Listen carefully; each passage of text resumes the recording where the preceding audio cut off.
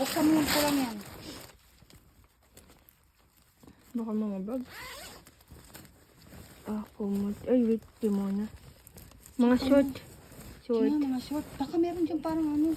Yung pan-Japanese na ano na parehas nung ano nila, yung pang tulog.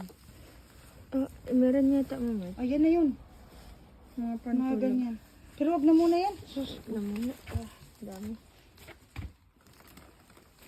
Ganito yun naman. Pati iniiwan yung gamit.